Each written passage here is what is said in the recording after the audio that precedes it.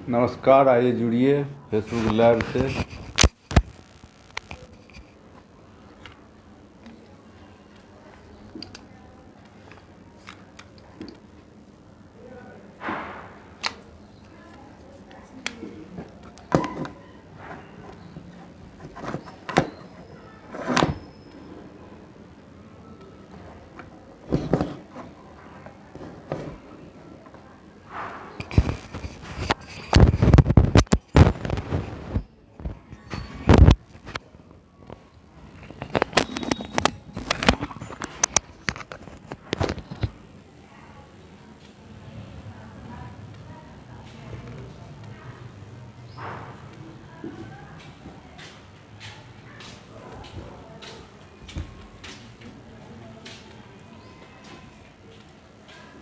जय श्री कृष्ण।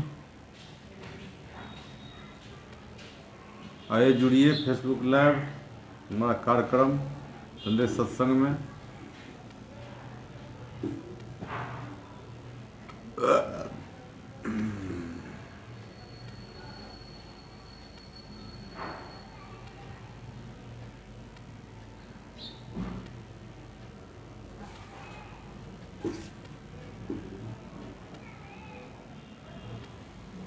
आइए हम हाजिर हैं कि फिर संडे में सत्संग में ज्वलंत मुद्दों की बात में लेकर के आज हम सिमरी बख्तियारपुर बिहारीगंज रेलवे लाइन की मुद्दा लेकर के आए हैं।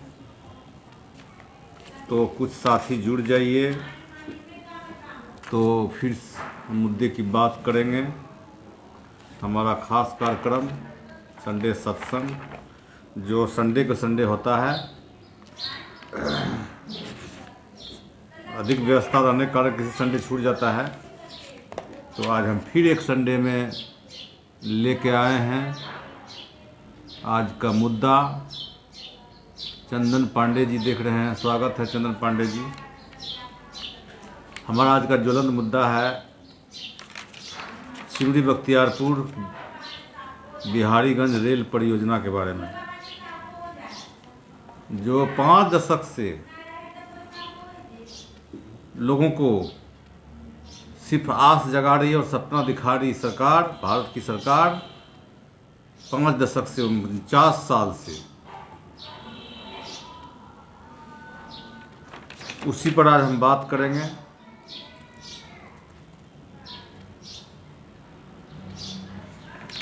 तो आप लोग बनिए और साथी सब जुड़िए हमारा संदेश सत्संग में। सबसे पहले बीपीएससी के उम्मीदवार को हार्दिक बधाई एवं शुभकामना देते हैं जो सफल अभ्यर्थी हैं, और उनके उज्जवल भविष्य की शुभकामना देते हैं।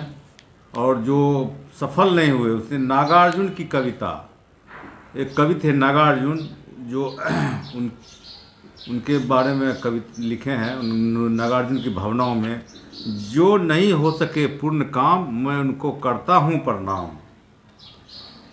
तो ये नागार्जुन की भावना था और है कि कहते हैं कि कोशिश करने वालों की हार नहीं होती, डर कर नैया पार नहीं होती, लहरों की डर से नैया पार नहीं होती है, कोशिश करने वालों की हार नहीं होती। तो अब फिर कोशिश करें, जो सफल नहीं हुए हैं उसके लिए हमारा संदेश है कि फिर से कोशिश करें और अगली कड़ी मेहनत से करें तो ज़रूर सफलता मिलेगी। तो आज का जो हमारा टॉपिक है, मुद्दा है, एजेंडा है, वो है 1974 वर्ष 1974 में रेल मंत्रालय के द्वारा एक सर्वे कराया गया था सिमरी बख्तियारपुर रेलवे स्टेशन से बिहारीगंज, जो अंग्रेज ज़माना का रेलवे स्टेशन है, बिहारीगंज भी और सिमरी बख्तियारपुर, इस दोनों के बीच में बहुत सारे गांव हैं, अनुमंडल हैं, प्रखंड हैं, बहुत सारे बहुत बड़े शहर हैं जो कि उनका रोज़ आवागमन जाता है। तो उधर जाते हैं बनमनखी, मुरलीगंज और इधर खगड़िया, और चाहे मानसी चाहे पटना दिल्ली आने के लिए उनको सिमरी बख्तियारपुर चाहे सहरसा का पकड़ता है। तो उसी का मतलब, क्योंकि इतना देश विकास कर रहा है, मोदी जी कहते हैं सबका साथ सबका विकास।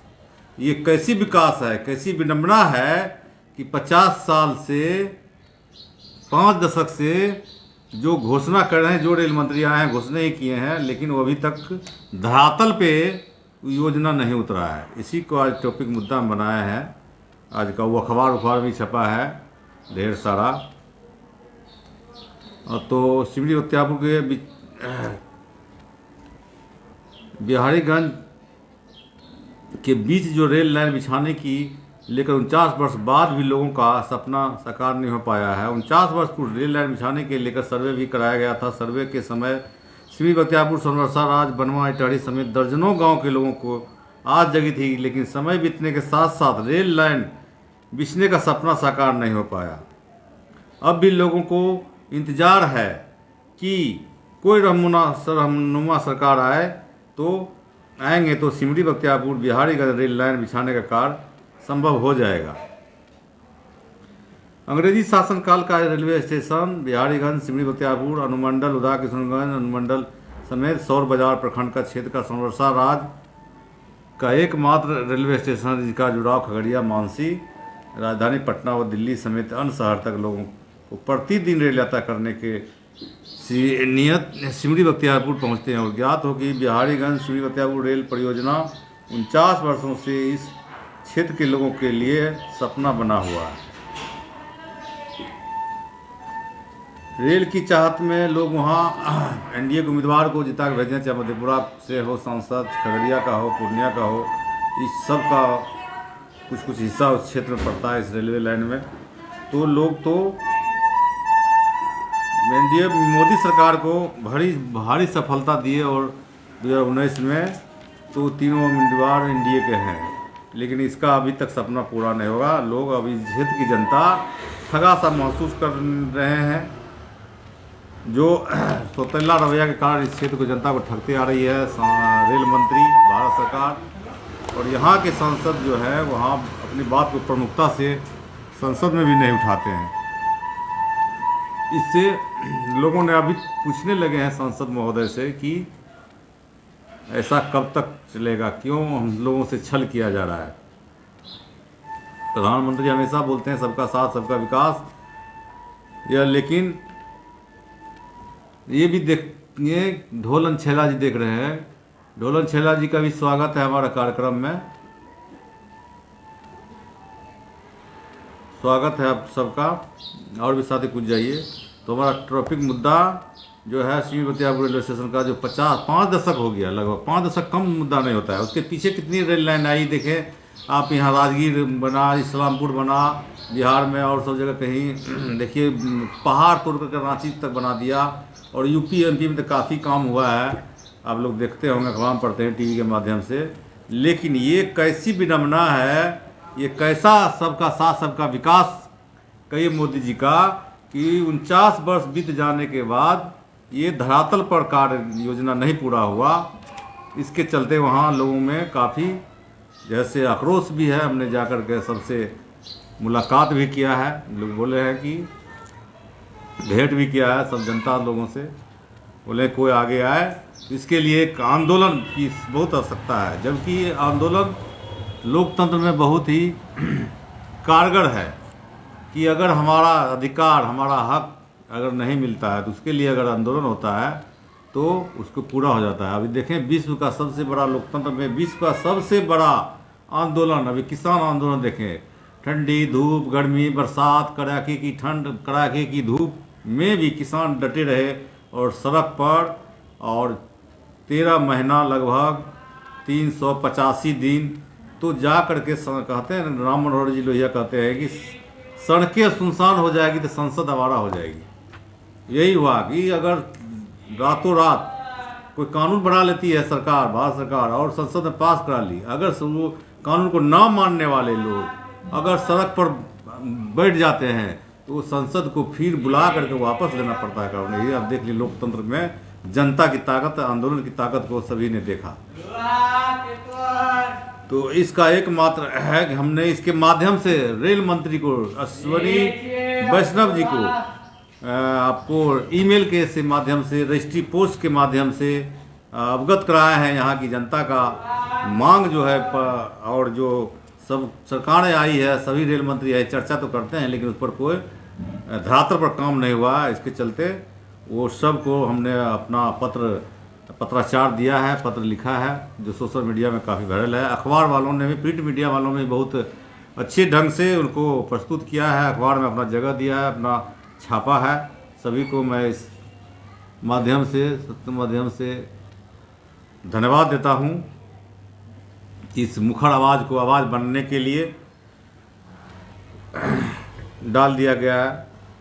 रेल मंत्री जो चर्चा फाइल करते हैं लेकिन कोई कार्रवाई नहीं करते हैं। सबसे बहुत ही गहरी बात यह है कि कि 2004-05 में जब हमारे बिहार के रेल मंत्री माननीय पूर्व रेल मंत्री लालू प्रसाद जी बने थे, तो उन्होंने घोषणा कर दिया था कि सिमरी बख्तियारपुर से बिहारीगंज रेल लाइन जल्द से जल्द बिछा देंगे। लेकिन उनका भी घोषणा ही रह गया और धरातल पर काम नहीं हुआ। उनको भी हमने ट्वीट के माध्यम से बताया है। और चंदा टाइम्स सहरसा देख रहे हैं, स्वागत है चंदा टाइम्स वालों जी। आप लोगों का भी बहुत ही अभी योगदान देने की समय है। जो अपना हक अधिकार विकास की बात हो, उस पर आप लोगों को मुखर हो से बात रखना है कि 5 दशक से आखिर यहाँ की जनता का कसूर क्या है कि आप लोगों ने सिर्फ सपना दिखाया, आस जगाया और उसको ठंडे बस्ते में डालने का काम किया। कितनी परेशानी होती है। सबसे बड़ी गहराई की बात ये बता रहा हूँ कि बाढ़ के इलाका है, बाढ़ प्रभावित क्षेत्र है, सभी लोग जानते हैं पूरे देश के विदेश में। और 3-4 महीना तो सिर्फ रेलगाड़ी पर ही सब आश्रित होता है यातायात। फिर भी इतनी बड़ी जैसे लोगों के साथ छलावा जो कर रहा है भारत सरकार जो की है, और अगर ये दे देती है तो उसको एक सहानुभूति सरकार को भी क्षेत्र की जनता रखेगी। अगर नहीं देती है तो उसको आक्रोश भी झेलना पड़ेगा। यहाँ के लोगों को, जनप्रतिनिधियों को भी खास करके मैं इस माध्यम से, अपने इस सोशल माध्यम फेसबुक के माध्यम से भी आप लोगों को अवगत कराना चाहता हूँ कि अपनी बात से मुखर होइए और अपनी जो यहाँ की जनताओं की आस को, सपना को साकार करने के लिए अपनी सरकार तक अपनी बात पहुँचाइए। संसद में, विधानसभा में विधायक जो हैं उनसे भी मैं आग्रह विनती के साथ निवेदन करना चाहता हूँ कि आप भी लोग भी अपनी बात को पूर्णतः अवगत कराएं सभी को। 2020 में इस पर सर्वेक्षण हुआ लेकिन इस पर कुछ नहीं हुआ। सही बात है, खाली सर्वेक्षण होता है, कुछ धरातल पर काम नहीं होता है। बहुत अच्छी बात है। सबको मिल करके, सबको साथ, सबका विकास जो कहते हैं प्रधानमंत्री जी का नारा है। तो आप लोग देखिए टीवी में, अखबार माध्यम में कि पहाड़ को तोड़ करके और कैसे दूरी कम किया गया, रांची में बनाया गया। अभी इस्लामपुर में कैसे रेल को जैसे विस्तारीकरण कर रहा है, राजगीर की ओर ले हुआ है। तो बहुत सारे योजना तो हुआ है, लेकिन इस क्षेत्र की जनता का कोई मुखर आवाज़ नहीं बनता है जो वहाँ हो सके, वहाँ तक पहुँच सके। वेरी गुड, बहुत सुंदर। आपका भी चंदा टाइम्स वाले जी, आपका भी बहुत बहुत धन्यवाद। कि सबसे बहुत विडम्बना ये है कि 1, 2 साल, 5 साल, 10 साल नहीं, समझिए 5 दशक से लोगों को सिर्फ सपना दिखाती है, आज जगाती है।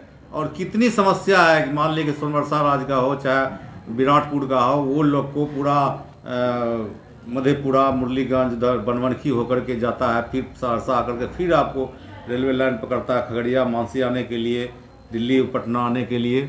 तो वो मतलब कि 1974 में जो रेल मंत्री थे हमारे उस समय कांग्रेस के ललित नारायण मिश्र, उन्होंने इस चीज़ को समझा और उन्होंने घोषणा की, सर्वेक्षण कराया।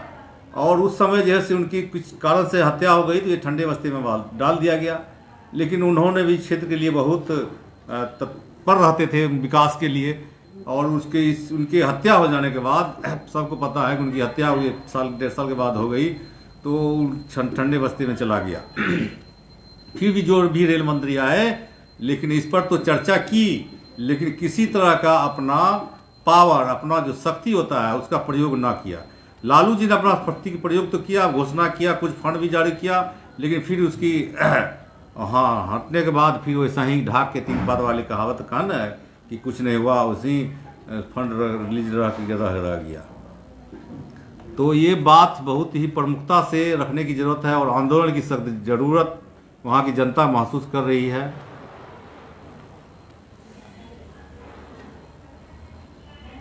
हम बीते महीने में इस आवाज़ उठाने के लिए प्रयास किया, लेकिन स्थानीय प्रतिनिधि उत्सुक नहीं दिखे, ताकि आप से फ़ोन पर बात करता हूं।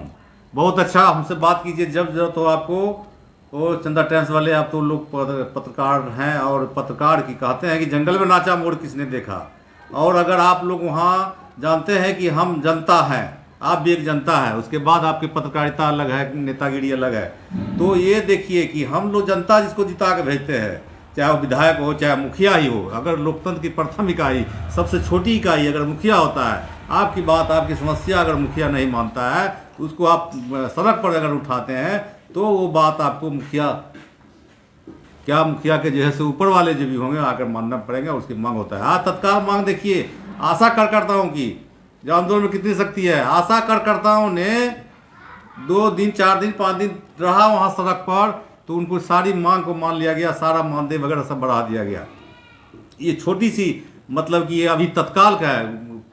किसान आंदोलन तो आप देखें, उसका बहुत दूर की बात हो गई, बिहार की बात है। और देखते हैं किसी चाहे मास्टर हो चाहे प्रोफेसर हो, कोई भी अपनी सड़क पर मांग रखता है तो उससे वार्ता करके सरकार कुछ न कुछ करती है। तो इसके लिए हम लोगों ने चरणबद्ध आंदोलन कर लिया है। पहला प्रथम में तो उसको रेल मंत्री को, प्रधानमंत्री को, सबको पत्र भेजे हैं। दूसरा समय हम लोग वहाँ पद यात्रा करेंगे सिमरी बख्तियारपुर से बिहारीगंज टू सिमरी बख्तियारपुर, और इसके बाद भी सरकार हम लोगों की बात नहीं सुनती है, तो तीसरा फेज में उसको जो है से रेल का चक्का जाम रहेगा अनिश्चितकालीन, जब तक रेल मंत्री का आश्वासन और पूर्ण लेटर नहीं मिलेगा तब तक ऐसा हम लोगों ने वहाँ करने का प्रस्तावित है। उसमें सबका सहयोग चाहिए, सारे साथियों का, सारे राजनीतिक कार्यकर्ताओं का, सामाजिक कार्यकर्ताओं का, सारे पत्रकारों का भी, सभी का। बिना सहयोग से कोई भी आंदोलन सफल नहीं होता है। सफल आंदोलन के लिए सबका भी सहयोग की आवश्यकता होती है। बहुत अच्छा, तो हमारा जो खास एक कार्यक्रम है, और सबको इस बात को देखिए, अखबार में भी छपा हो, उस सबको भी आप ट्विटर कीजिए। हमारा ट्विटर हैंडल है जवाहर निराला, और उसमें दिया हुआ है, फेसबुक पर भी, व्हाट्सएप ग्रुप में भी है, सिमरी बख्तियारपुर बिहारीगंज एक व्हाट्सएप ग्रुप भी है, और उसको लिंक दे देंगे इसमें कमेंट में। तो इसकी बहुत ही आवश्यकता है। कहते हैं ना कि जो जनप्रतिनिधि आपकी बात नहीं उठाता, तो सड़क पर उठाने से वो मिल जाते हैं। हमने जिसको जिता के भेजा, अगर हमारी बात वो संसद में, विधानसभा में चाहे नहीं रखते हैं, तो हमारा अधिकार है, लोकतंत्र में, संविधान में ऐसा अधिकार दिया है हर एक जनता को। आप एक समूह बनाइए, एक संघ बनाइए, यूनियन बनाइए, एसोसिएशन बनाइए, और उस आवाज़ को लेकर के आप सड़क पर बैठ जाइए, तो देखिए यहाँ से दिल्ली तक कैसे सरकारें हिल जाती है। सरकार आंदोलन से ही डरती है, कोई भी सरकार हो तो वो आंदोलन से ही डरती है। आंदोलन में इतनी शक्ति है लोकतंत्र में कि आपने देखा कि संसद को वापस लेना पड़ा किसान के हित के नाम पर, जो किसान को लूटने वाला बिल लाया था, उसमें आप लोगों ने अभी देखा, अभी तत्काल आप लोगों ने देखा आशा कार्यकर्ताओं का, महिलाओं का जो आंदोलन हुआ ये पटना में और पूरे बिहार की जो आया, तो उसी तरह से हम आंदोलन में विश्वास करते हैं, आंदोलन में शक्ति करते हैं। इसी माध्यम से सबसे आह्वान करते हैं कि आप लोग जागृत होइए, अपने बना करके और अपने साथियों के साथ इस समूह को बैठक कीजिए, गोष्ठी कीजिए। अभी तत्काल हो सकता है कि हम लोग का आंदोलन मांगने से ही मिल जाए, आंदोलन रेल का चक्का जाम ना करना पड़े। अगर हम लोग चिट्ठी पत्री से भी मिल जाता है तो हम लोग का भी श्रेय जाएगा। आने वाले भविष्य में आपके बेटा कहेगा कि हमारे पिताजी ने आंदोलन करके देखिए रेलवे लाइन बिछवाया, आपका बेटा का पोता जो होगा वो कहेगा हमारे दादाजी ने आंदोलन करके ये देखिए रेलवे लाइन बिछाया। तो ये देखिए कितने पुष्ट आपका नाम जैसे होगा। इस बात को गहराई से समझने की जरूरत है। नए साथी हमारे देख रहे हैं, ओम प्रकाश तिवारी जी नमस्कार, जय श्री कृष्ण तिवारी जी। हमारा संडे सत्संग कार्यक्रम में हम ज्वलंत मुद्दे की बात लेकर आते हैं हर एक संडे सत्संग में, और उसके बाद भागवत गीता जो विश्व का सबसे ज्ञान का ग्रंथ है, हम उसकी श्लोक से उसकी इस सत्संग का समापन करते हैं, सुनाते हैं और उसका तात्पर्य भी बताते हैं कि विश्व का सबसे ज्ञान का ग्रंथ जो है वो श्रीमद् भागवत गीता है, जो दर्शन कहते हैं। विश्व का सबसे पहला दर्शन, दार्शनिक कितने हुए देखिएगा, तो पूरे विश्व में इतना दार्शनिक है कि जैसे, और कब कब हुए उस पर आप लोगों ने सर्च करके देखिए, तो सबसे पहला जो दर्शन आपको मिलेगा भारत का ही मिलेगा, दार्शनिक जो मिलेगा, फिलोसफर जो मिलेगा, वो भारत का है। सबसे बड़का वैज्ञानिक समझिए श्री कृष्ण भगवान, चाहे राजनीतिक कहिए, कूटनीतिक कहिए, सबसे बड़ा जैसे वो दर्शन के रूप में भारत को मिला है। लेकिन इसका फायदा दूसरे देश, अमेरिका हो, देखिए कि इसका अमेरिका का जो सेंट्रल हॉल यूनिवर्सिटी के नाम से है,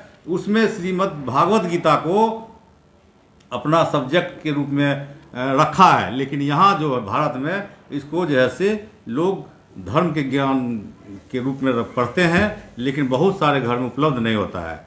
तो इसको भी पढ़ने की ज़रूरत है। हमारा ये भी एक माध्यम है कि आप श्रीमद् भागवत गीता को घर में रखें और उसको पढ़ें। ना रोज़ पढ़ें, समय ना मिलता हो कोई बात नहीं है, आप संडे को ही। और सबसे बड़ी बात है हमारा संडे कार्यक्रम इसलिए है कि श्री गीता जो भगवान को दिए थे, भगवान ने अर्जुन को जो गीता दिए, पढ़े, सुनाए हैं, वो सॉरी रविवार का दिन था। और वो लड़ाई का मैदान, मतलब एक तरफ कौरव की सेना है, एक तरफ पांडव की सेना है, और बीच में भगवान कृष्ण भगवान जो गीता का ये संदेश दे रहे हैं। तो ये समझिए ये तीसरा भी आदमी था एक सुनने वाला, जो बहुत सारे लोग नहीं जानते हैं। और बाकी ने जो श्री हनुमान जी का नाम सुनेंगे, जो कहते हैं कि झंडा पर हनुमान जी का भी वास था। तो तीसरा जो सुनने वाला था, हनुमान जी भी था उस समय गीता में सुनने के लिए। तो अब आगे की हम इसको करते हैं, हम अपनी गीता का श्लोक आएंगे, सुनाएंगे। हमारा जो अध्याय चल रहा है, तो काफ़ी दिन से चल रहा है, तो हमारा अध्याय 9वां अध्याय चल रहा है। 19वां 20वां श्लोक हमारा ख़त्म हो गया है। आज 21वां श्लोक से हम इसको शुरू करेंगे। तो ये 9वां अध्याय है। तो कहते हैं 18 अध्याय है गीता में। श्रीमद् भागवत गीता में टोटल 18 अध्याय है, जिसमें हमारा 9वां अध्याय चल रहा है अभी। और कितना दिन, 1 साल तो हो गया, और 2 साल चलेगा। समझिए एक यात्रा है, एक गीता का तीर्थ यात्रा है। सबसे बड़ा ये फिलोसफर दार्शनिक जो ग्रंथ है, या ज्ञान का जो ग्रंथ है, इससे बड़ा कोई नहीं है। चाहे विश्व हो, अमेरिका हो, इंग्लैंड हो, ब्रिटेन हो, कहीं भी हो, सबसे प्रथम पहला जो हम लोग का दर्शन है, ज्ञान का ग्रंथ है, वो गीता है। तो आज का कार्यक्रम तो हम लोगों ने बताया कि उसको कैसे आंदोलन से सबको मिलता है। तो हम शुरू करेंगे आज गीता का 21वां श्लोक से। इसको तोड़ तोड़ के भी बोलते हैं कि लोगों को, ताकि समझ में अच्छी से आ जाए। कहते हैं कि गीता में जितनी भी श्लोक है, वो श्लोक के साथ साथ वो एक मंत्र भी है। अगर आप एक मंत्र भी सुन लेते हैं या पढ़ लेते हैं, तो समझिए उस मंत्र से कितनी की भावना जागती है, कितनी ज्ञान बढ़ता है। एक भाव तो ही है कि हमारे को भी कैसे भाव आया कि सत्संग करते हैं, तो इसमें गीता को भी थोड़ा सा रखा जाए। तो ये भी भाव आया, तो नया नया तो इसको जोड़ दिए। तो अब आप लोग को सुनाते हैं 21वां श्लोक, सुनिए। ते तम भुक्त्वा स्वर्गलोकम विशालम क्षीणे पुण्ये मल्यलोकम विशन्ति मर्त्यलोकम विशन्ति एवं त्रयी धर्मम अनुपन्नाः गत आगतम काम कामा लभन्ते। इस प्रकार जब वे उपासक विस्तृत स्वर्गिक इंद्रिय सुख को भोग लेते हैं, उनके पुण्य कर्मों के फल छिन्न हो जाते हैं, तो इस मृत्यु लोक में पुनः लौट आते हैं। इस प्रकार जो तीनों वेदों के सिद्धांत में ढूंढ रहकर इंद्रिय सुख की गवेषण करते हैं, उन्हें जन्म मृत्यु का चक्र ही मिल पाता है। इसका तात्पर्य सुनिए। जो स्वर्गलोक प्राप्त करता है, उसे दीर्घ जीवन तथा विषय सुख की श्रेष्ठ सुविधाएं प्राप्त होती है, तो भी उसे वहाँ सदा नहीं रहने दिया जाता। पुण्य कर्मों के फलों के छीन होने पर उसे पुनः इस पृथ्वी पर भेज दिया जाता है, जैसा कि वेदांत सूत्र में इंगित किया गया है। जिसने पुण्य ज्ञान प्राप्त नहीं किया, या जो समस्त कारणों के कारण कृष्ण को नहीं समझा, या जीवन के चरम लक्ष्य को प्राप्त नहीं कर पाता, वह बारंबार स्वर्ग को तथा फिर पृथ्वी लोक को जाता आता रहता है। मानो वह किसी चक्र पर स्थित हो, जो कभी ऊपर जाता है और कभी नीचे आता है। सारांश यह है कि वह वैकुंठ लोक न जाकर स्वर्ग तथा मृत्यु लोक के बीच जन्म मृत्यु चक्र में घूमता रहता है। अच्छा, तो यह होगा कि सच्चिदानंदमय जीवन भोगने के लिए वैकुंठ लोक की प्राप्ति की जाए, क्योंकि वहाँ से इस दुखमय संसार में लौटना नहीं होता। अब 22वां श्लोक सुनिए। अनन्याः चिन्तयन्तः माम ये जनाः पर्युपासते तेषां नित्य अभियुक्तानां योगक्षेमं जवहामि अहम्। किंतु जो लोग अन्यन्य भाव से मेरे दिव्य स्वरूप का ध्यान करते हुए निरंतर मेरी पूजा करते हैं, उनकी जो आवश्यकताएं होती है उन्हें मैं पूरा करता हूँ और जो कुछ उनके पास है उसकी रक्षा करता हूँ।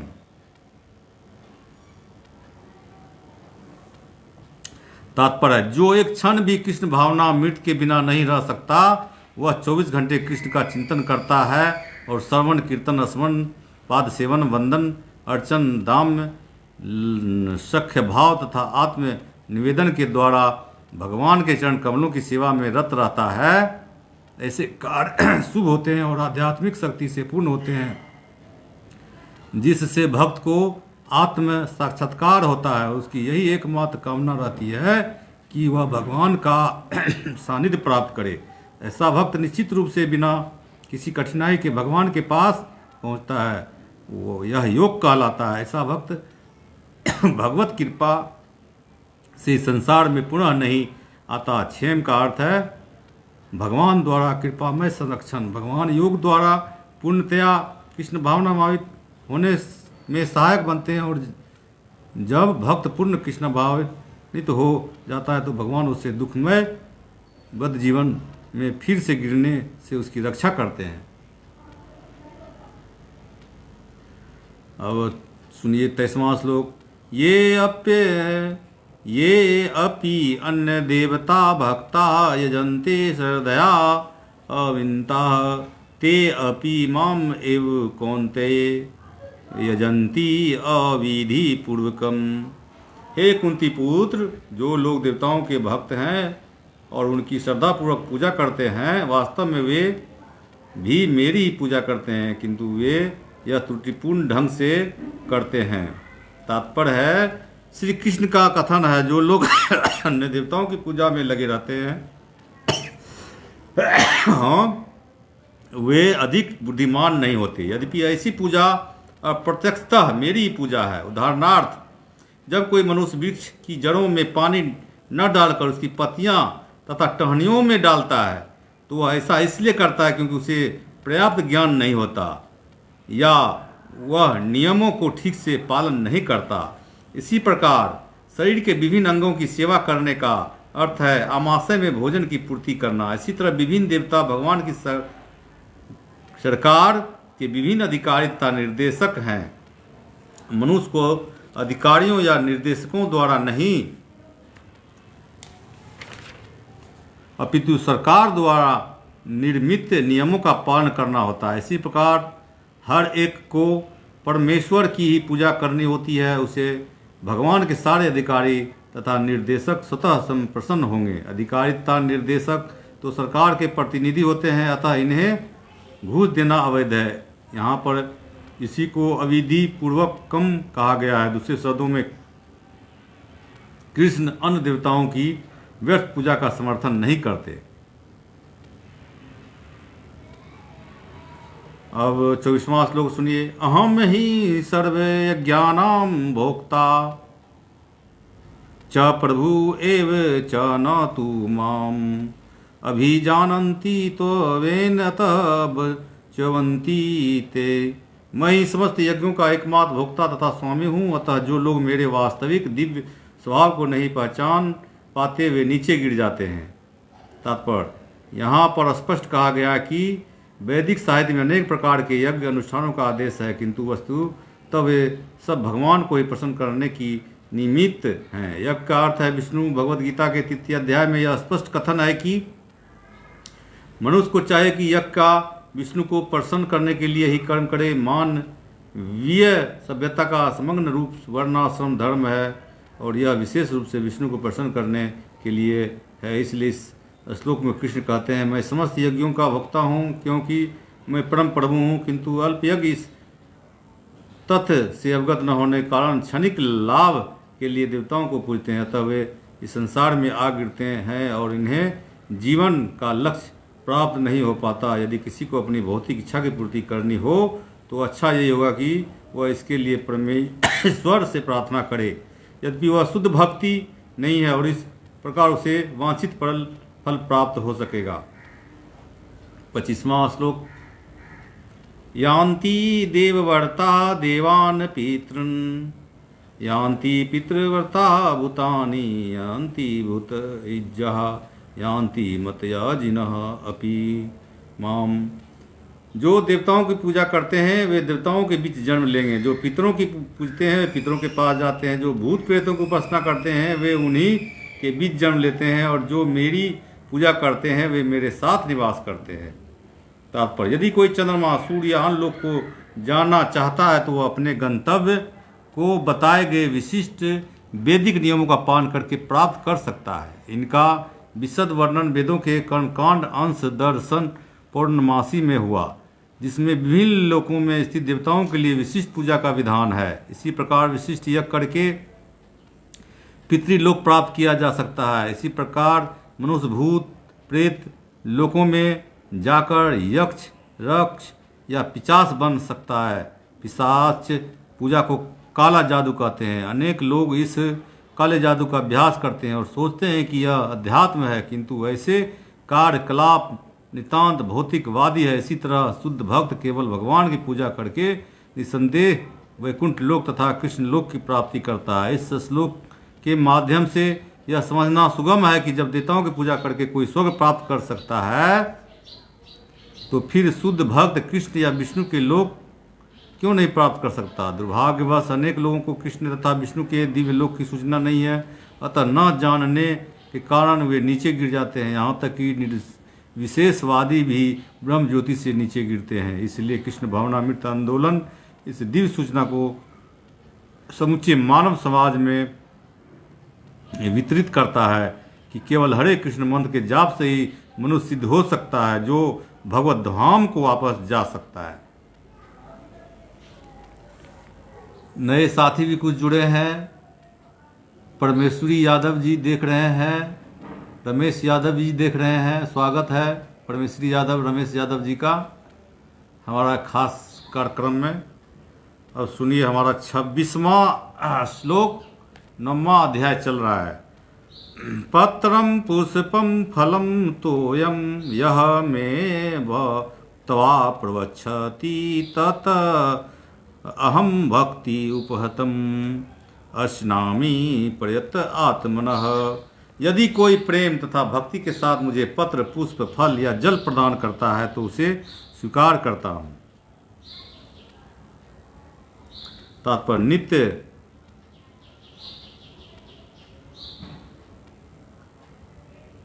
सुख के लिए अस्थायी आनंदमय धाम प्राप्त करने हेतु बुद्धिमान व्यक्ति के लिए यह अनिवार्य है कि वह कृष्ण भावना भावित होकर भगवान की दिव्य प्रेमा भक्ति में तत्पर रहे। ऐसा आश्चर्यमय फल प्राप्त करने की विधि इतनी सरल है कि निर्धन से निर्धन व्यक्ति को योग्यता का विचार किए बिना इसे पाने का प्रयास करना चाहिए।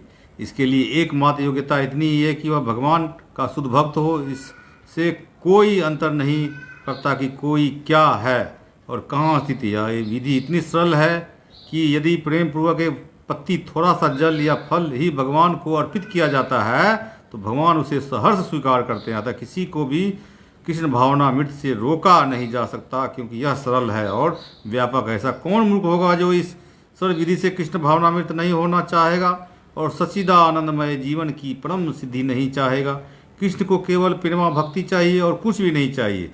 कृष्ण तो अपने शुद्ध भक्त से एक छोटा सा फूल तक ग्रहण करते हैं, किंतु अभक्त से वे कोई भेंट नहीं चाहते। उन्हें किसी से भी कुछ नहीं चाहिए, क्योंकि वे आत्मसंतुष्ट हैं। तो भी वे अपने भक्त की भेंट प्रेम तथा स्नेह के विनिमय में स्वीकार करते हैं। कृष्ण भावनामृत विकसित करना जीवन का परम लक्ष्य है। इस श्लोक में भक्ति शब्द का उल्लेख 2 बार यह घोषित करने के लिए हुआ है कि भक्ति ही कृष्ण के पास पहुंचने का एकमात्र साधन है। किसी अन्य शब्द से यथा ब्राह्मण विद्वान धनी या महान विचारक होने से कृष्ण किसी प्रकार की भेंट लेने को तैयार नहीं होते।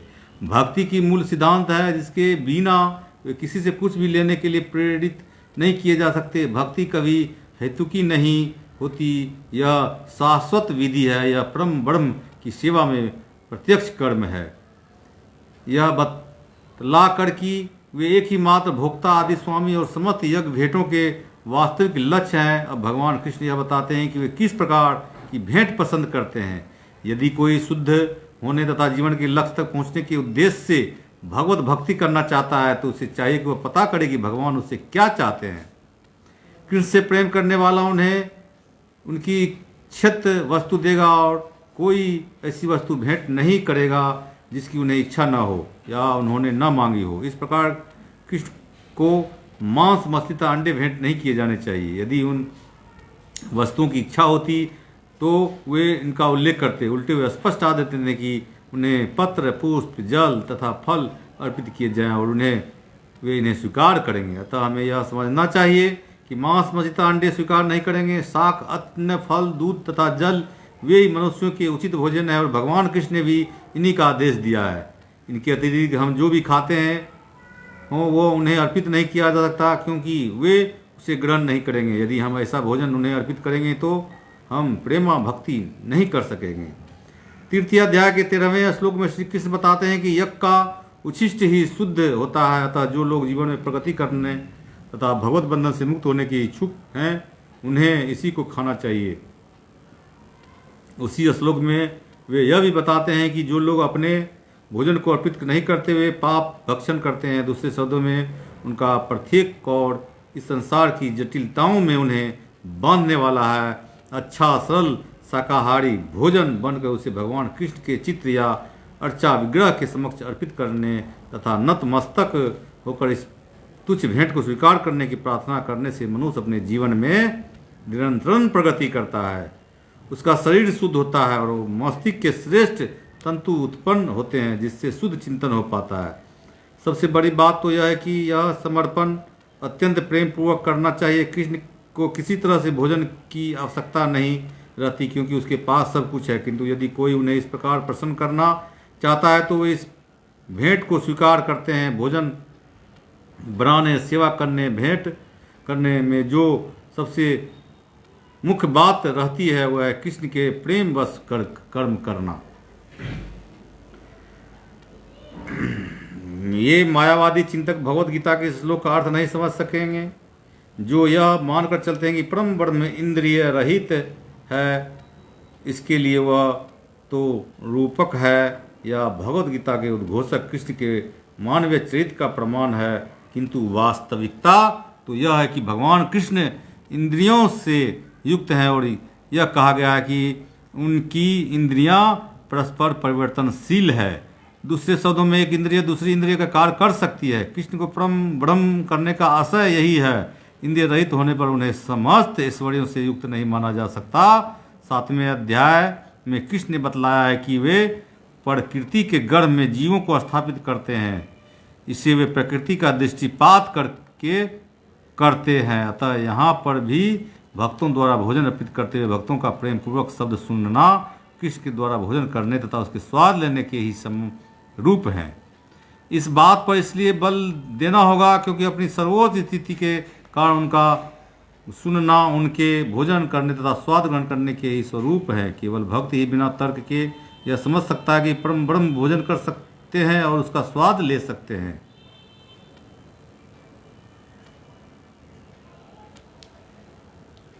अब अरे 27वां श्लोक। यत करोसि यत अश्नासि यत जुहोसि ददासि यत यत तपस्वसि कौन्ते तत् कुरुष्व मत अर्पणम। हे कुंती पुत्र, तुम जो कुछ करते हो, जो कुछ खाते हो, जो कुछ अर्पित करते हो या दान देते हो और जो भी तपस्या करते हो उसे मुझे अर्पित करते हुए करो। इसका तात्पर्य है इस प्रकार यह प्रत्येक व्यक्ति का कर्तव्य है कि वह अपने जीवन को इस प्रकार डाले कि वह किसी भी दशा में कृष्ण को न भूल सके। प्रत्येक व्यक्ति को अपने जीवन निर्वाह के लिए कर्म करना पड़ता है और कृष्ण यहाँ पर आदेश देते हैं कि हर व्यक्ति उसके लिए ही कर्म करे। प्रत्येक व्यक्ति को जीवित रहने के लिए कुछ न कुछ खाना पड़ता है, अतः उसे चाहिए कृष्ण को अर्पित भोजन के उचिष्ट को ग्रहण करे। प्रत्येक व्यक्ति को कुछ न कुछ धार्मिक अनुष्ठान करने होते हैं, अतः कृष्ण की संतुष्टि है इसे मेरे हेतु करो, यही अर्चन है। प्रत्येक व्यक्ति कुछ न कुछ दान देता है, अतः कृष्ण कहते हैं यह मुझे दो, जिसका अर्थ है कि अधिक धन का उपयोग कृष्ण भावनामृत आंदोलन की उन्नति के लिए करो।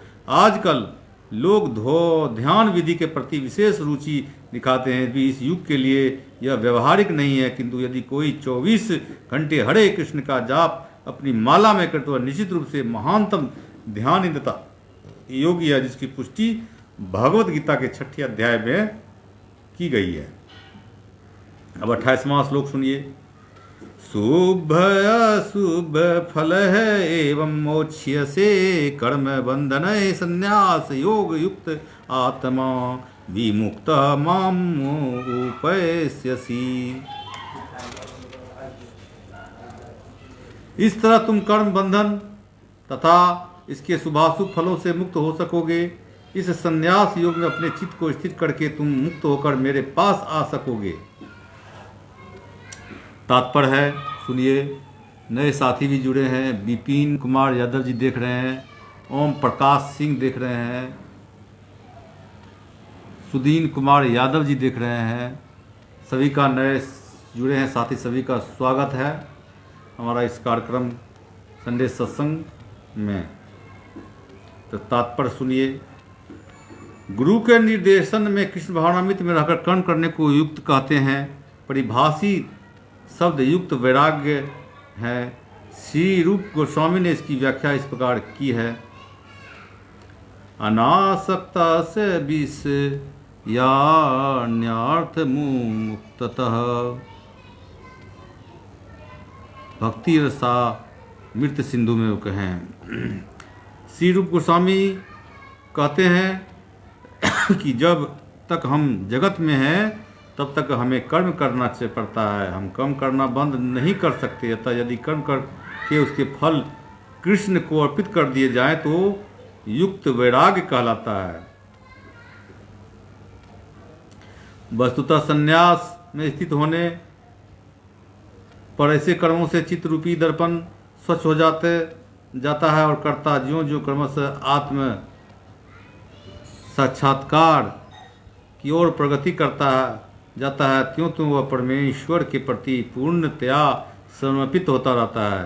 अतएव अंत में वह मुक्त हो जाता है और यह मुक्ति भी विशिष्ट होती है। इस मुक्ति से वह ब्रह्म ज्योति में तदाकार नहीं होता, अपितु भगवत धाम में प्रवेश करते हैं। यहाँ स्पष्ट उल्लेख है, माम उपैस्यसि, वह मेरे पास आता है अर्थात मेरे धाम वापस आता है। मुक्ति की 5 विभिन्न अवस्थाएं हैं और यहाँ यह स्पष्ट किया गया है कि जो भक्त जीवन भर परमेश्वर के निर्देशन में रहता है वह ऐसी अवस्था को प्राप्त हुआ रहता है जहाँ से वह शरीर त्यागने के बाद भगवत धाम जा सकता है और भगवान की प्रत्यक्ष संगति में रह सकता है। जिस व्यक्ति में अपने जीवन को भगत सेवा में रत रखने की अतिरिक्त कोई अन्य रुचि नहीं होती, वही वास्तविकता सन्यासी है। ऐसा व्यक्ति भगवान की परम इच्छा पर आश्रित रहते हुए अपने को उनका नित्य दास मानता है। वह जो कुछ करता है भगवान के लाभ के लिए करता है, वह जो कुछ कर्म करता है भगवान की सेवा करने के लिए करता है। वह काम कर्मों का वेद वर्णित कर्तव्यों का पर ध्यान नहीं देता। सामान्य मनुष्य के लिए वेद वर्णित कर्तव्यों को संपन्न करना अनिवार्य होता है, किंतु शुद्ध भक्त भगवान की सेवा में पूर्णतया रत होकर भी कभी कभी वेदों द्वारा अनुमोदित कर्तव्यों का विरोध करता प्रतीत होता है, जो वस्तुतः विरोध नहीं है। अतः वैष्णव आचार्यों का कथन है कि बुद्धिमान से बुद्धिमान व्यक्ति भी शुद्ध भक्त की योजना तथा कार्यों को नहीं समझ सकता। ठीक शब्द है तीर वाक्य क्रिया मुद्रा विजय ना बुझाए। चैतन्य चरितमृत मध्य में इस प्रकार जो व्यक्ति भगवान की सेवा में रत है, जो निरंतर योजना बनाता रहता है जिस तरह भगवान की सेवा की जाए, उसे वर्तमान में पूर्णतया मुक्त मानना चाहिए और भविष्य में उसका भगवत धाम जाना ध्रुव है। जिस प्रकार कृष्ण आलोचना से परे हैं उसी प्रकार वह भक्त भी सारी भौतिक आलोचना से परे होता है।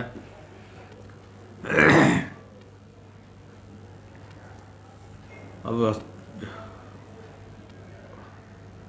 अब हमारा अगला श्लोक है 29वां श्लोक, सुनिए। समः अहम सर्वभूतेषु न मे देशः अस्ति न प्रियः भजन्ति तु मां भक्त्वा मयि ते तेषु च अपि अहम्। मैं न किसी से द्वेष करता हूँ, न किसी के साथ पक्षपात करता हूँ। मैं सबों के लिए संभाव हूँ, किंतु जो भी भक्ति पूर्वक मेरी सेवा करता हुआ मेरा मित्र है, मुझसे स्थित रहता है और मैं भी उसका मित्र हूँ।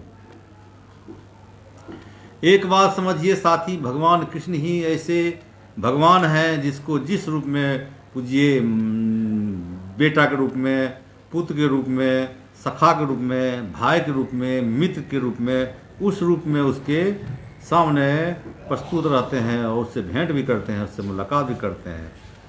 तो ऐसा जैसे गीता में भी लिखा हुआ है, देख लीजिए। अभी इस श्लोक का हिंदी तात्पर्य है कि मेरी सेवा करता है वह मेरा मित्र है, मुझ में स्थित रहता है और मैं भी उसका मित्र हो जाता हूँ। तात्पर्य है, यहाँ यह प्रश्न किया जा सकता है कि जब कृष्ण का सबों के लिए संभाव है और उसका कोई विशिष्ट मित्र नहीं है, तो फिर उन भक्तों में विशेष रुचि क्यों लेते हैं जो उसकी दिव्य सेवा में सदैव लगे रहते हैं। किंतु यह भेदभाव नहीं है तो सहज है, इस जगत में हो सकता है कि कोई व्यक्ति अत्यंत उपकारी हो, किंतु तो वह अपनी संतानों में विशेष रुचि लेता हो। भगवान का कहना कि प्रत्येक जीव चाहे वह जिस योनि का हो उसका पुत्र है, अतः वे हर एक को जीवन का आवश्यक वस्तुएं प्रदान करते हैं। वे उस बादल में सदृश हैं जो सबों के ऊपर जल वृष्टि करता है, चाहे वह वृष्टि चट्टान पर हो या स्थल पर या जल में हो, किंतु भगवान अपने भक्तों का विशेष ध्यान रखते हैं। ऐसे ही भक्तों का यहाँ उल्लेख हुआ है, वे सदैव कृष्ण भावनामृत में रहते हैं, फलतः वे निरंतर कृष्ण में लीन रहते हैं। कृष्ण भावनामृत शब्द ही बताता है कि जो लोग ऐसे भावनामृत में रहते हैं वे सजीव अध्यात्मवादी हैं और उन्हीं में स्थित हैं। भगवान यहाँ स्पष्ट रूप से कहते हैं मयि ते, अर्थात वे मुझ में हैं, फलतः भगवान भी उनमें हैं। इससे वे यथा माँ पर त्यंते तैव भज्जा में हम की भी व्याख्या हो जाती है। जो भी मेरी शरण में आ जाता है उसकी भी मैं उसी रूप में रखवाली करता हूँ। यह दिव्य आदान प्रदान भाव विद्यमान रहता है, क्योंकि भक्त तथा भगवान दोनों सचेतन हैं। अब हीरे को सोने की अंगूठी में जड़ दिया जाए तो अत्यंत सुंदर लगता है, इससे सोने की महिमा बढ़ती है, किंतु साथ हीरे की भी महिमा बढ़ती है। भगवान तथा जीव निरंतर चमकते रहते हैं और जब कोई जीव भगवान की सेवा में प्रवृत्त होता है तो वह सोने की भांति दिखता है। भगवान हीरे के समान है, अतः वह संजोग अत्युत्तम होता है। शुद्ध अथवा अवस्था में जीव भक्त कहलाता है। परमेश्वर अपने भक्तों के भी भक्त बन जाते हैं। यदि भगवान तथा भक्त में आदान प्रदान का भाव न रहे तो सगुणवादी दर्शन ही न रहे। मायावादी दर्शन में परमेश्वर तथा जीव के मध्य ऐसा आदान प्रदान का भाव नहीं मिलता, किंतु सगुणवादी दर्शन में ऐसा होता है। प्रायः दृष्टांत दिया जाता है कि भगवान कल्प वृक्ष के समान है और मनुष्य इस वृक्ष से जो भी मांगता है उसकी पूर्ति करते हैं, किंतु यहाँ पर जो व्याख्या दी गई है वह अधिक पूर्ण है। यहाँ पर भगवान को भक्त का पक्ष लेने वाला कहा गया है और भक्त के प्रति भगवान की विशेष कृपा की अभिव्यक्ति है। भगवान के आदान प्रदान भाव को कर्म के नियम के अंतर्गत नहीं मानना चाहिए। या तो उस दिव्य अवस्था से संबंधित रहता है जिसमें भगवान तथा उसके भक्त कर्म करते हैं। भगवत भक्ति इस जगत का कार्य नहीं है, यह तो उस अध्यात्म जगत का अंश है जहाँ शाश्वत आनंद तथा ज्ञान का प्राधान्य रहता है।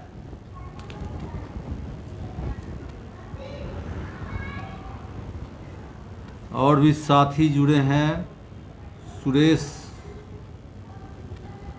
कुमार जी देख रहे हैं, आशीष यादव जी देख रहे हैं, एडी पासवान जी देख रहे हैं, स्वागत है।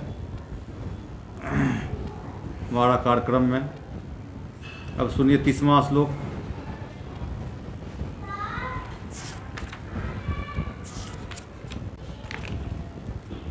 अपि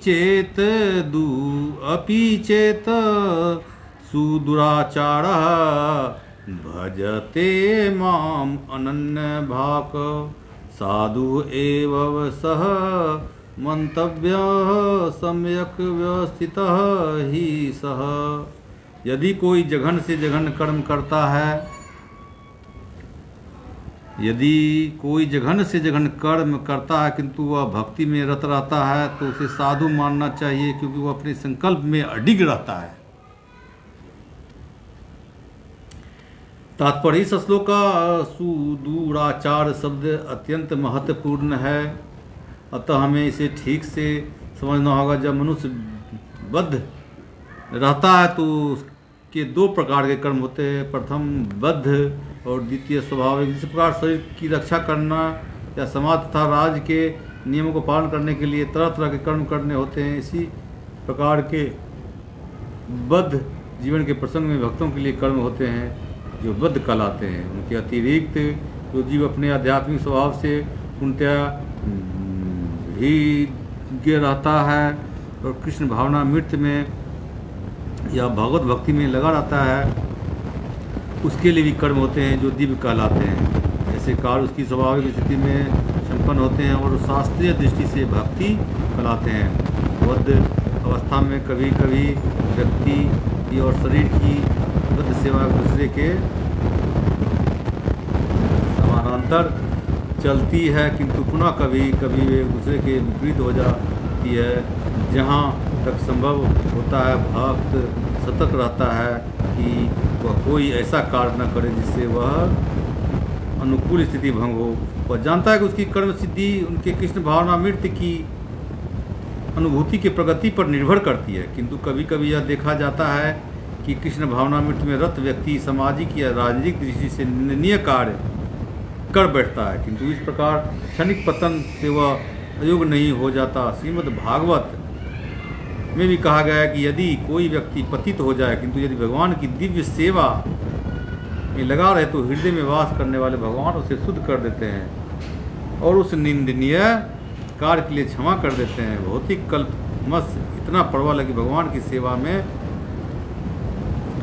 लगा योगी भी कभी कभी उसके जाल में आ फंसता है, लेकिन कृष्ण भावना मृत्यु में इतना शक्तिशाली होता है कि इस प्रकार का आकस्मिक पतन तुरंत रुक जाता है। इसलिए भक्ति योग सदैव सफल होता है। किसी भक्त के आदर्श पथ से अकस्मात च्युत होने पर हंसना नहीं चाहिए, क्योंकि जैसा कि अगले श्लोक में बताया गया है, ज्यों ही भक्त कृष्ण भाव में पूर्णतया स्थित हो जाता है ऐसे आकस्मिक पतन कुछ समय के पश्चात रुक जाते हैं।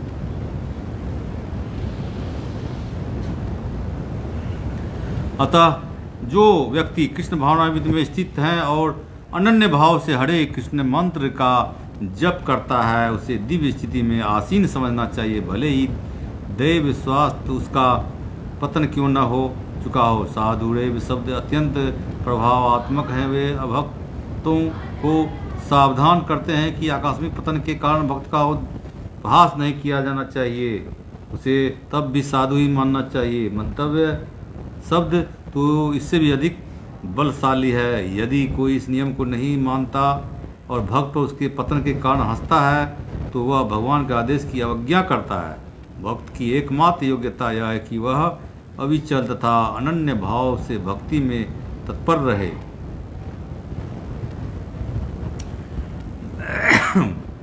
नृसिंह पुराण में निम्नलिखित कथन प्राप्त है, सुनिए। भगवती चाहरावन न्यचेता विस्मली नो अपि विराजते मनुष्यः न हि ससकलूस छविः कदाचित् तिमिर पराभवता मुपैति चंद्रः। कहने का अर्थ है यह कि यदि भगवत गीता के तत्पर व्यक्ति कभी घृणित कार्य करता पाया जाए तो इस कार्यों को उन धब्बों की तरह मान लेना चाहिए जिस पर चांद में खरगोश के धब्बे हैं। इन धब्बों में चांदनी के विस्तार में बाधा नहीं आती। इसी प्रकार साधु पथ उससे भक्त तक आकस्मिक पतन से निंदनीय नहीं बनाता। किंतु इसी के साथ यह समझने को भूल नहीं करना चाहिए कि दिव्य भक्ति करने वाला भक्त इस सभी प्रकार के निंदनीय कर्म कर सकता है। इस श्लोक में केवल इसका उल्लेख है कि भौतिक संबंधों में प्रबलता के कारण कभी कोई दुर्घटना हो सकती है। भक्ति तो इस प्रकार से माया के विरुद्ध शुद्ध युद्ध की घोषणा है। तो जब वह मनुष्य माया से लड़ने के लिए पर्याप्त बलशाली नहीं होता तब तक आकस्मिक पतन हो सकते हैं, किंतु बलवान होने पर ऐसे पतन नहीं होते। जैसा कि पहले कहा जा चुका है, मनुष्य को इस श्लोक का दुरुपयोग करते हुए अशोभनीय कर्म नहीं करना चाहिए और यह नहीं सोचना चाहिए कि इतने पर भी वह भक्त बना रह सकता है। यदि वह भक्ति के द्वारा अपना चरित्र नहीं सुधार लेता तो उसे उच्च कोटि का भक्त नहीं मानना चाहिए। अब सुनिए 31वां श्लोक।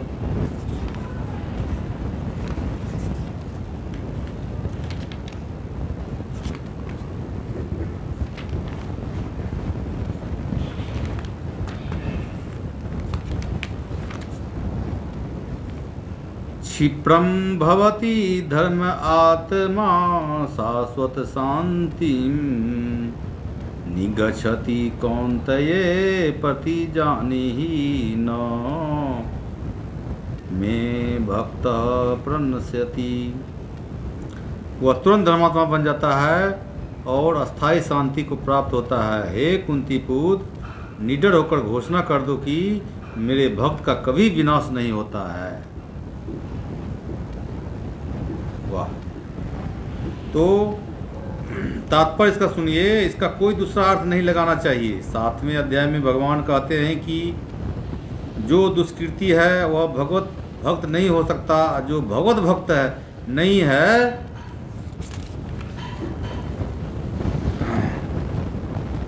उसे कोई भी योग्यता नहीं होती, उसमें कोई भी योग्यता नहीं होती। तब प्रश्न उठता है कि संयोग बस या स्वेच्छा से निंदनीय कर्मों में प्रवृत्त होने वाला व्यक्ति किस प्रकार भक्त हो सकता है। यह प्रश्न ठीक ही है, जैसा कि 7वें अध्याय में कहा गया है, जो दुष्टात्मा कभी भक्ति के पास नहीं फटकता उसमें कोई सद्गुण नहीं होता। श्रीमद् भागवत में इसका उल्लेख है। सामान्यतया 9 प्रकार के भक्ति कार्यों में युक्त रहने वाला भक्त अपने हृदय को भौतिक कल्पमय से शुद्ध करने में लगा होता है। यह भगवान को अपने हृदय में बसाता है। फलतः उसके सारे पाप पुण्य कल्पश धुल जाते हैं। निरंतर भगवान का चिंतन करने से वह स्वतः शुद्ध हो जाता है। वेदों के अनुसार ऐसा विधान है कि यदि कोई अपने उच्च पद से नीचे गिर जाता है तो अपनी शुद्धि के लिए उसे कुछ अनुष्ठान करने होते हैं, किंतु यहाँ पर ऐसा कोई प्रतिबंध नहीं है, क्योंकि शुद्धि की क्रिया भगवान का निरंतर स्मरण करते रहने से पहले ही भक्त के हृदय में चलती रहती है। अतः हरे कृष्ण कृष्ण कृष्ण हरे हरे, हरे राम राम राम हरे हरे, इस मंत्र का अनवरत जप करना चाहिए। यह भक्त को आकस्मिक पतन से बचाएगा और इस प्रकार वह समस्त भौतिक कल्पनाओं से सदैव मुक्त रहेगा। अब नया साथी भी कुछ जुड़े हैं। विजय सरदार जी देख रहे हैं, स्वागत है विजय जी। मुकेश यादव जी देख रहे हैं, स्वागत है मुकेश जी का भी।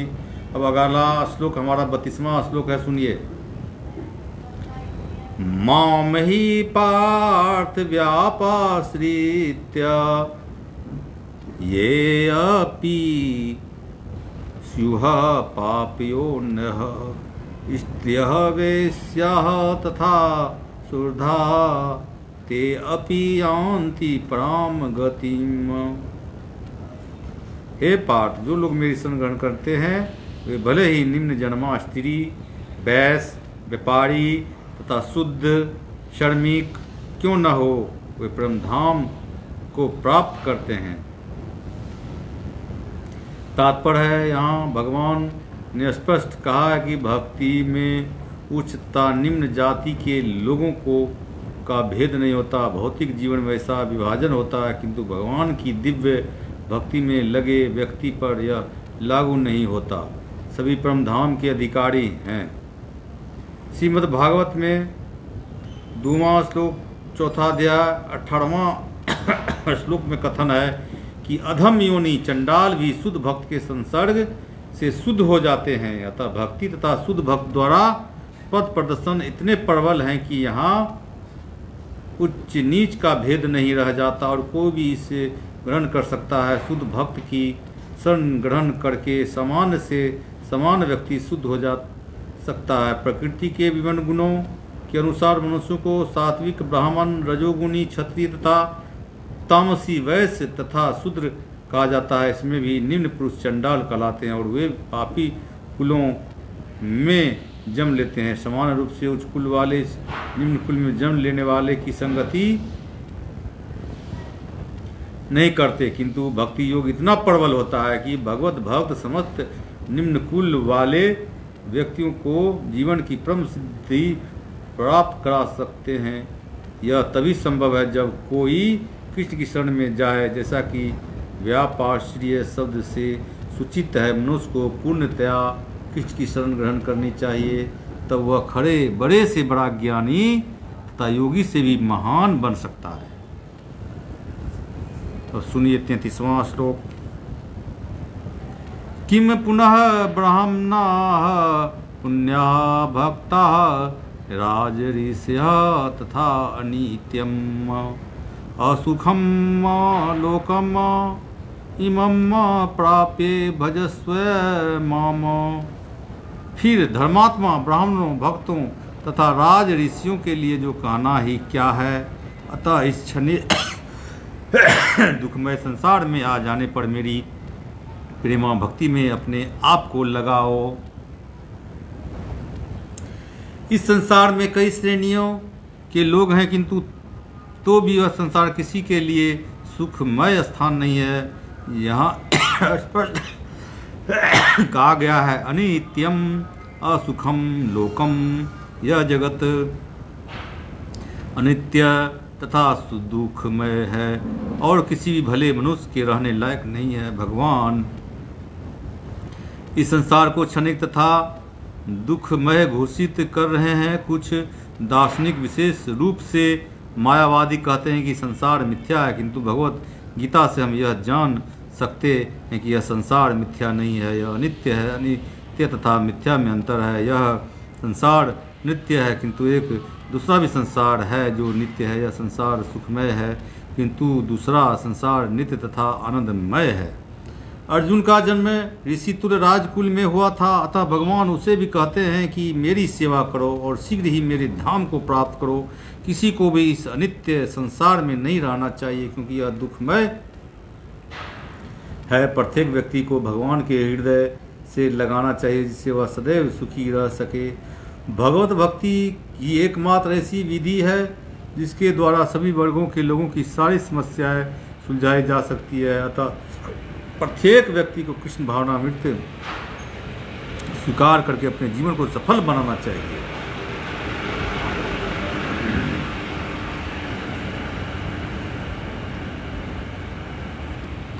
हाँ, नया साथी जुड़े हैं, अमित कुमार यादव जी देख रहे हैं। स्वागत है अमित जी आपका भी हमारा कार्यक्रम में, संडे सत्संग में। अब 34वां श्लोक है और अंतिम श्लोक है 9वां अध्याय का। यहाँ से ख़त्म आज हो जाएगा हमारा, आज का यहीं तक रहेगा। मात्र एक श्लोक है, उसको पढ़ के उसका तात्पर्य बता करके हम आज ये इसको यही समापन करेंगे। तो अब सुनिए 34वां श्लोक। मातमनाः भव मातं भक्तः मात याजी माम नमस्कुरु माम एव एष्यासि युक्त्वा एवं आत्मानं मत प्रायणः। अपने मन को मेरे नित्य चिंतन में लगाओ, मेरे भक्त बनो, मुझे नमस्कार करो और मेरी ही पूजा करो। इस प्रकार मुझ में पूर्णतया तल्लीन होने पर तुम निश्चित रूप से मुझको प्राप्त होगे।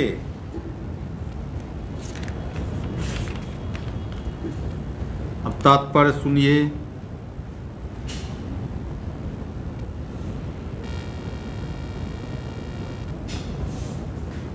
इस श्लोक में स्पष्ट इंगित है कि इस कल्प सग्रस्त भौतिक जगत से छुटकारा पाने का एकमात्र साधन कृष्ण भावनामृत है। कभी कभी कपटी भाष्यकार इस स्पष्ट कथन का तोड़ मोड़ का अर्थ करते हैं कि सारी भक्ति भगवान कृष्ण को समर्पित की जानी चाहिए। दुर्भाग्यवश ऐसे भाष्यकार पाठकों का ध्यान ऐसी बात की ओर आकर्षित करते हैं जो संभव नहीं है। ऐसे भाष्यकार यह नहीं जानते कि कृष्ण के मन में तथा कृष्ण में है जो संभव नहीं है। ऐसे भाष्यकार यह नहीं जानते कृष्ण के मन तथा कृष्ण में कोई अंतर नहीं है।